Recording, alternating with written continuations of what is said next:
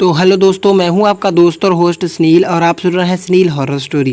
कहानी को देखने से ज़्यादा सुनने में मज़ा आता है। तो दोस्तों, हम आज बिना देरी के कहानी को शुरू करते हैं। आप चैनल को सब्सक्राइब कर लें और अगर आपको कहानी अच्छी लगे तो आप लाइक कर देना। तो बिना देरी के कहानी को शुरू करते हैं। लक्ष्मण और उसकी पत्नी रूपा का एक छोटा सा घर था जो कि गाँव के बाहर 2 किलोमीटर दूर एक खेत में स्थित था। दोस्तों, मैं आपको बता दूं, ये कहानी तब की है जब गांव में बिजली नहीं हुआ करती थी और कैरोसिन और दियों की रोशनी ही उनका सहारा थी। बारिश के दिन थे और आसमान पर भी काले बादल छाए हुए थे। शाम ढल चुकी थी, धीमी बारिश शुरू हो गई थी और बारिश की वजह से लक्ष्मण खेतों में काम खत्म कर कर अभी अभी घर लौटा था।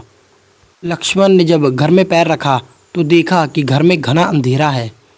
कहीं से अंधेरे कोने में खटपट की आवाज़ आ रही थी, लेकिन लक्ष्मण को कुछ भी दिखाई नहीं दे रहा था।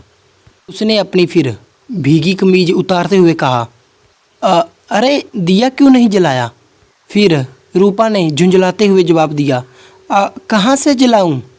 कैरोसिन ख़त्म हो गया है। सुबह आपको कहा तो था कैरोसिन लाने के लिए, आप अब लौट रहे हो। लक्ष्मण ने फिर से भीगी कमीज झड़ाई और कोने में रखी हुई केरोसिन की बोतल उठाई और फिर कहा कि तुम खाना बनाने की तैयारी करो और तब तक मैं केरोसिन लेकर आता हूँ। लक्ष्मण ने एक खाली अनाज का बोरा का जो झोला जैसा बनाकर उसका रेनकोट बना लिया और उसे सर पर बांधकर वो गांव की ओर जाने लगा। काले और घने बादल आसमान को ढक चुके थे और बारिश की बूंदें भी अब थोड़ी तेज हो गई थी। रह रहकर बादल गरज रहे थे, बिजलियाँ टूटकर आसमान की काली चादर पर बिखर रही थी और ये और भी तेज बारिश का संकेत था।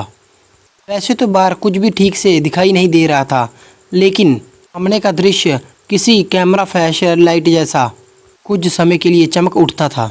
लेकिन लक्ष्मण के लिए ऐसे अंधेरे में सफ़र करना कोई भी नई बात नहीं थी। गाँव के रहने वाले लोगों को अपने गाँव के रास्तों की इतनी आदत पड़ चुकी होती है कि उनके कदम अपने आप ही रास्ता ढूंढ लेते हैं। अब लक्ष्मण भी चलते चलते काफ़ी दूर आ चुका था, लेकिन तभी अचानक से बारिश और भी ज़्यादा बढ़ गई और इसलिए फिर वो एक पेड़ के नीचे रुक गया। लेकिन तभी उसी बच्चे के बकरी की आवाज़ सुनाई दी। उसने जब अपने आसपास देखा तो उसे झाड़ियों में छुपा एक बकरी का बच्चा दिखाई दिया। उसने फिर मन ही मन में सोचा कि बकरी का बच्चा किसका होगा। फिर लक्ष्मण ने उसे अपने करीब लिया और अपने सिर पर बंधे बोरी के कोट से बकरी के शरीर को ढक दिया और फिर उस बकरी के बच्चे को पेड़ के नीचे खड़ा करते हुए उसने कहा, तुम यहीं रुकना, मैं अपने वापस जाते हुए तुझे अपने ज़रूर साथ लेकर जाऊंगा। और लक्ष्मण ने उस बकरी के बच्चे को वहीं एक सुरक्षित जगह पर छोड़ दिया। बारिश तब तक थोड़ी कम हो गई तो वो वापस गांव की ओर जाने लगा। उसे गांव जाते जाते भी काफ़ी अंधेरा हो चुका था। गांव में पहुंचते ही उसने अपने दोस्त प्रसाद का दरवाज़ा खटखटाया। कई बार दरवाज़ा खटखटाने के पर अंदर से एक आवाज़ आई, कौन है? मैं, लक्ष्मण। फिर प्रसाद ने दरवाज़ा खोला तो देखा कि बाहर उसका दोस्त लक्ष्मण खड़ा है। हाँ, इतनी रात को कैसे आना हुआ? लक्ष्मण ने बताया, अरे यार, घर में केरोसिन ख़त्म हो गया है और आग जलाने को माचिस तक नहीं है। प्रसाद की माँ ने लक्ष्मण को घर के अंदर बुला लिया। उसने उसे चाय पिलाई और तब तक प्रसाद ने उसका सामान उसे दे दिया। जाते जाते लक्ष्मण ने उसे कहा, अरे यार, कुछ ढकने के लिए बड़ा सा बोरा या बोरी वगैरह या फिर कोई थैला कुछ हो तो वो भी दे दो। तब प्रसाद ने उससे पूछा, अरे और भी कुछ लेकर जाना है क्या? और तब फिर लक्ष्मण ने बताया, अरे नहीं, बीच रास्ते में बकरे का एक बच्चा मिला है, बस उसे अपने साथ लेकर जाऊंगा और जब उसका मालिक आ जाएगा तो उसे मैं वो वापस दे दूंगा। ये सुनकर प्रसाद की माँ अंदर से एकदम से बाहर आ गई। कहाँ दिखाई दिया था? बरगद के पेड़ के नीचे क्या? वो बकरी का बच्चा। उसकी माँ ने उससे सवाल पूछा, अरे माँ जी, हाँ, आपको कैसे पता? उस बरगद के पीछे ही मुझे वो दिखाई दिया था। लक्ष्मण ने एकदम से जवाब दिया। बारिश से बचने के लिए उसे मैंने वहीं अंदर छुपा दिया था। तभी प्रसाद की माँ ने लक्ष्मण को एक काठी दे दी और उससे कहा, यह सिर्फ काठी नहीं है, उसके ऊपर का बंधा पट्टा उठा दो तो ये एक भाला बन जाता है। इसे अपनी सुरक्षा के लिए साथ लेकर जा। फिर लक्ष्मण ने उसे कहा, अरे नहीं माँ जी, इसकी मुझे कोई ज़रूरत नहीं है। लेकिन फिर भी प्रसाद की माँ ने अपनी बात पर जोर दिया। उससे वो धागे से ले जाने के लिए ज़बरदस्ती कहा। फिर लक्ष्मण भी चुपचाप सामान लेकर वापस अपने घर की ओर जाने के लिए निकल पड़ा। बारिश अब भी जारी थी। जब उसने आधे रास्ते को पार किया तब उसे भेड़िए की गुर्राने की आवाज़ सुनाई दी। लक्ष्मण वहीं पास ही के एक पेड़ पर चढ़ गया। उसे शायद पता नहीं था कि उस पेड़ पर भी भूत रहता है। लेकिन तब भेड़िया अचानक से उस पेड़ की ओर देखकर ज़ोर ज़ोर से रोने लगा। लक्ष्मण को ये देखकर कुछ समझ नहीं आया कि वो भेड़िया इस पेड़ की ओर देखकर क्यों रो रहा है। और फिर थोड़ी देर बाद वो भेड़िया वहाँ से भाग गया। लक्ष्मण पेड़ से नीचे उतरा और फिर से चलने लगा। कुछ ही देर बाद वो उसी बरगद के पेड़ के नीचे आ गया जहाँ उसे वो बकरी का बच्चा मिला था। उसे देखकर वो बकरी का बच्चा उसके पैरों में आने लगा और तभी लक्ष्मण को वो याद आ गया कि उसे इसे वापस ले जाते हुए साथ ले जाने के लिए वादा किया था। लक्ष्मण ने उस बकरी के बच्चे को अपने कंधे पर उठा लिया और कुछ 8 या 10 कदम आगे गया ही था कि बकरी के बच्चे के पैर फिसल कर नीचे आ गए। उसके पैर लक्ष्मण के पेड़ तक लटक रहे थे। लक्ष्मण ने फिर से उसे सीधा किया, उसे संभाला और उसे पीठ के पीछे रखकर पैरों को सामने पकड़ा और फिर उसे ठीक से पकड़कर लक्ष्मण फिर से चलने लगा। फिर कुछ कदम और आगे जाने पर लक्ष्मण को फिर से कुछ महसूस हुआ कि अचानक से शायद बकरी के बच्चे के पैर बढ़ रहे हैं। जैसे जैसे वो आगे जाने लगा वैसे वैसे बकरी का बच्चा अपने पैर बढ़ाने लगा। उस बकरी के बच्चे के पैर फिर से लक्ष्मण के पेड़ के नीचे तक बढ़ गए थे। लक्ष्मण फिर सोचने लगा कि जब मैंने उसे अपने कंधे पर लिया था तब तो इसके पैर इतने लंबे नहीं थे। लक्ष्मण भले ही अंधेरे में कुछ देख नहीं पा रहा था लेकिन वो ठीक से महसूस कर पा रहा था। बकरी के बच्चे के पैर कुछ ज़्यादा ही लंबे हो गए हैं। और इतनी बात ही लक्ष्मण के समझ में आते ही उसने तुरंत उसे ज़मीन पर पटक दिया। ज़मीन पर पटकते ही वो बकरी का बच्चा एक अजीब से भयानक रूप में बदल गया। उसे एकदम से अपना रूप बदलते देख लक्ष्मण थोड़ा सा पीछे हट गया। वो एक भयानक दिखने वाली चुड़ैल थी और रूप बदलते ही वो चुड़ैल एक अजीब सी आवाज़ कर कर बोली, मुझे अपने साथ ले जाने की बात की थी, अब तू मुझे छोड़कर नहीं जा सकता, तुझे मुझे अपने साथ ले जाना ही होगा। ये कहते हुए लक्ष्मण पर चुड़ैल ने हमला करना चाहा और फिर वो तेजी से उसकी ओर सरकने लगी। लक्ष्मण को तभी याद आ गया कि प्रसाद की माँ ने उसे खुद की सुरक्षा के लिए एक भाला दिया है। उसने तुरंत ही भाले से बंधा हुआ ऊपर का पत्ता उठाया और उस काठी पर लगी नुकीली चीज़ को चुड़ैल की छाती में धंसा दिया। चुड़ैल ने जैसे ही भाले का वार लिया वो ज़ोर ज़ोर से चीखने और चिल्लाने लगी।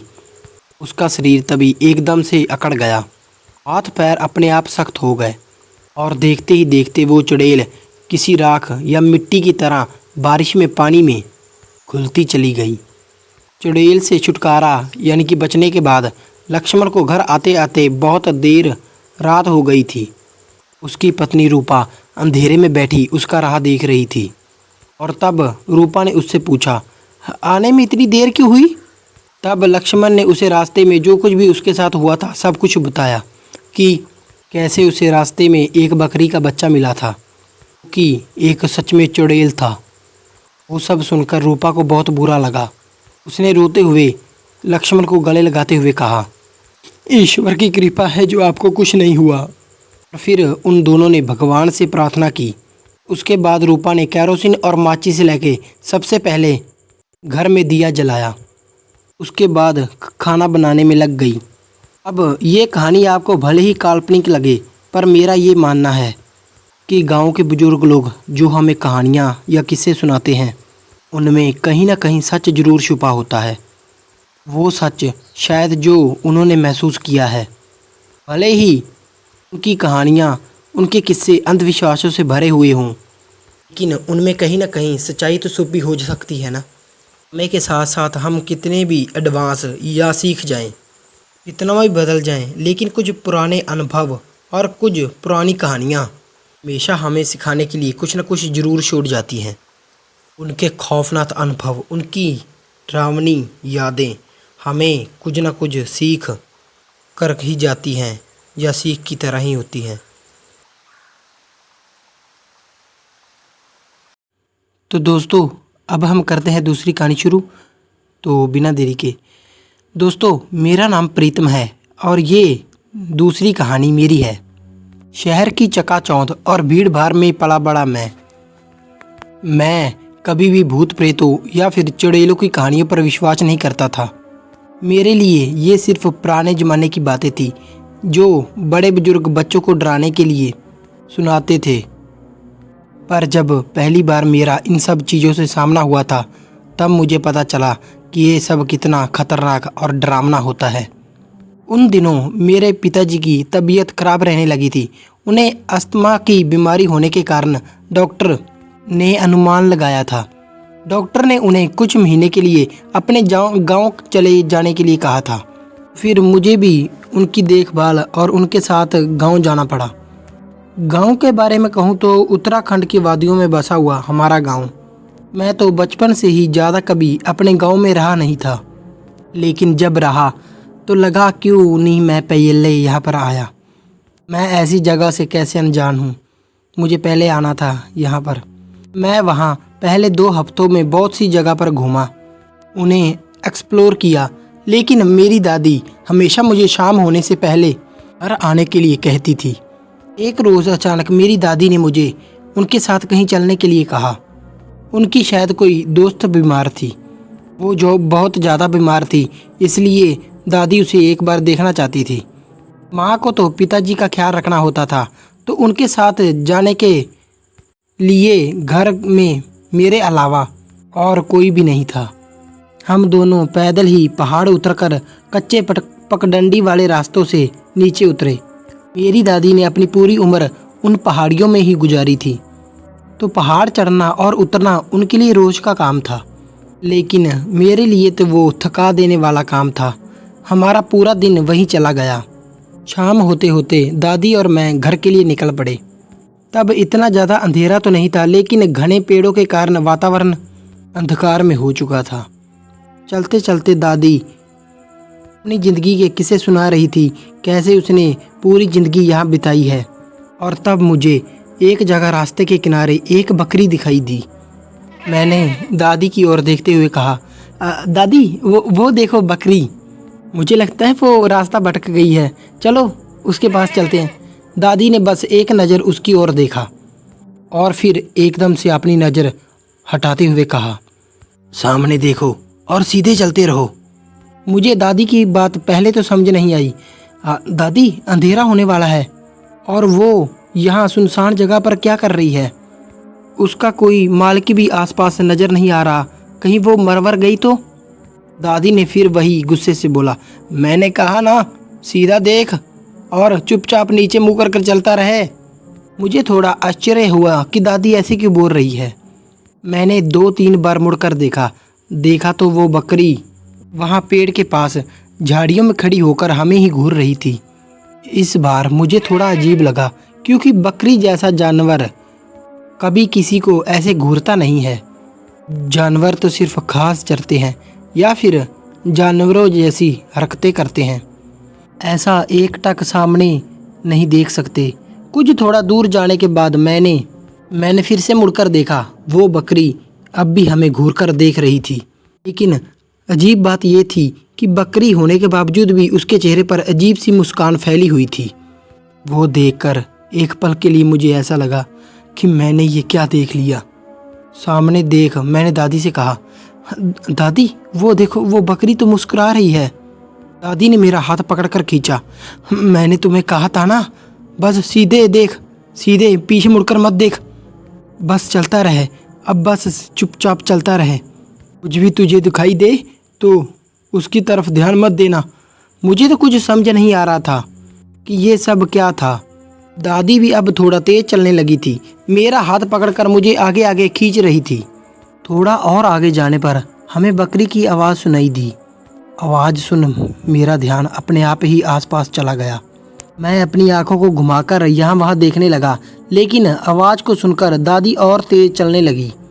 तेज चल और तेज चल, अंधेरा होने वाला है। मुझे तो थोड़ा डर लगा जरूर था, लेकिन मुझे ये बात समझ नहीं आ रही थी कि इसमें इतना डरने वाली कौन सी बात थी। और तब मैंने देखा, फिर एक और बकरी हमारे आगे पेड़ के पास उसके पीछे से निकलकर बाहर आकर खड़ी हो गई थी और वो हमें ही देख रही थी, एकटक जैसे कोई इंसान घूरता है। उसे देखकर दादी ने रास्ता बदल दिया और अब हम रास्ते के बाईं ओर चलने लगे। सामने देख, बस सामने देख। दादी चलते चलते बार बार बस यही शब्द फुसफुसा रही थी। जब हम उसके पास से गुजर रहे थे तो फिर से हमें बकरी की महमयाहट सुनाई दी। आवाज़ को सुनकर मेरी नज़र अपने आप ही दाईं तरफ घूम गई और एक बार फिर मुझे वो बकरी अजीब तरीके से मुस्कुराती हुई दिखाई दी। अरे बाप रे, आखिर ये चीज़ है क्या? और वो पीछे से एकदम से सामने कैसे आ गई? ना तो हमें उसकी चलने की आवाज़ सुनाई दी और ना ही दौड़ने की। दादी ने तभी जोर से मेरे सिर पर मारा। नालायक, मैंने तुझे कहा था ना, तेज चल और सामने देख। दादी ने इतने जोर से गुस्से में मारा कि मैं हक्का बक्का रह गया, पर इस बार मैं चुपचाप सिर झुकाकर उनके साथ चलने लगा। चलते चलते दादी कुछ कुछ बड़बड़ा रही थी, शायद वो कोई प्रार्थना या कुछ मंत्र जैसा बोल रही थी। लेकिन मैं इसलिए डरा था क्योंकि मुझे पता ही नहीं था कि वो सब क्या हो रहा है और उसके आगे भी अब क्या होने वाला है। जब हम किसी चीज़ को अच्छे से जानते हैं तो हम पहले से ही उसके बारे में तैयार होते हैं, पर मेरे साथ ये सब जो हो रहा था, जो मैं देख रहा था, वो पहली बार हो रहा था। एक तो हम ऊबड़ खाबड़ रास्ते पर चल रहे थे और दूसरा वो चढ़ाई वाला रास्ता था। दादी के लिए तो वो इतना कठिन नहीं था, लेकिन मुझे तेज़ी से वो पहाड़ी वाले रास्ते के चढ़ने की आदत नहीं थी और अब मेरे पैर दर्द करने लगे थे। मैंने फिर से दादी से सवाल किया, दादी क्या हुआ है? तुम इतना डरी हुई क्यों हो? मेरे पैर दर्द कर रहे हैं दादी। दादी फिर भी चुपचाप चलती रही। बस चलता रहे जब तक कि हम इस मुसीबत से छूट नहीं जाते। मुसीबत मतलब? दादी क्या अब हम अभी भी मुसीबत में हैं? दादी ने एकदम मेरा हाथ कसकर पकड़ लिया। चलते चलते दादी एकदम से रुक गई। दादी के अचानक रुकने से हाथ को और शरीर को एक झटका सा लगा और कलाई खींच जाने से मैं एकदम से चीखा, दादी! दादी ने लेकिन मेरा एकदम से मुंह बंद कर दिया। तब मैंने दादी की आंखों में देखा और फिर सामने देखा। हमारे सामने एक अजीब सा जीव खड़ा था, बहुत ही अजीब। उसका शरीर एक बकरी जैसा था, लेकिन हाथ और चेहरा किसी औरत का। आंखें लाल पीली थी और उसके चेहरे पर वही डरावनी मुस्कान थी जो मैंने बकरी के चेहरे पर देखी थी। दादी ने फिर से मेरा मुंह बंद करते हुए कहा, कुछ भी बोलना मत। उस चीज़ को देखकर मैं डर के मारे कांपने लगा। मेरे दिल की धड़कन तेज हो गई थी। वो अजीब सा जीव हमारी ओर ही देख रहा था, हमें घूर रहा था। उसकी लाल पीली आंखें अंधेरे में चमक रही थी। दादी ने मेरे हाथ को कसकर पकड़ा और फिर मुझे धीरे धीरे पीछे की ओर खींचने लगी। मैं अपने कदम संभालने की कोशिश कर रहा था, लेकिन डर के कारण मेरे पैर कांप रहे थे। दादी ने मेरे कान में फुसफुसाते हुए कहा, धीरे धीरे पीछे हटता रहे। हम धीरे धीरे पीछे हटने लगे। वो अजीब जानवर हमारी ओर बढ़ने लगा। उसके कदमों की आवाज़ हमें सुनाई दे रही थी। मैंने दादी से बोला, ये क्या है? और उसका हाथ और ज़ोर से पकड़ लिया। हम जैसे जैसे पीछे हट रहे थे, वो और अजीब सा जानवर या जो भी था वो हमारे और करीब आ रहा था। तभी अचानक दादी ने मेरे कान में एकदम से ज़ोर से कहा, भागो! और फिर हम दोनों भागने लगे। मेरे पैरों में दर्द हो रहा था, लेकिन फिर भी डर के मारे मैं भागता रहा। हम दोनों भी तेज़ी से पहाड़ी रास्ते से भागते हुए नीचे की ओर जा रहे थे। पीछे से उस जीव की डरावनी हंसी की आवाज़ें सुनाई दे रही थी। मेरी तो जैसे हिम्मत जवाब देने लगी थी, लेकिन फिर भी मैं हिम्मत कर कर अपनी दादी का हाथ पकड़कर भागने लगा। मेरी दादी बार बार यही कह रही थी, पीछे मत देखना, जो भी हो जाए लेकिन पीछे मत देखना। भागते हुए हम एक कच्ची सड़क पर पहुंच गए और तब दादी ने एक घर की ओर इशारा किया, वहाँ जाओ जल्दी से, अंदर जाओ। मैंने अपनी पूरी ताकत लगाकर जोर से दौड़ लगाई और घर के दरवाजे पर पहुंचकर जोर से खटखटाया। दरवाज़ा खुला और अंदर से एक बूढ़ा आदमी बाहर आ गया। उसने कुछ देखा और मुझे अंदर एकदम से खींच लिया और तब दादी भी पीछे से दौड़ती हुई घर के अंदर आ गई। बूढ़े आदमी ने एकदम से दरवाज़ा बंद कर दिया। हम दोनों वहीं एक जगह पर बैठ गए।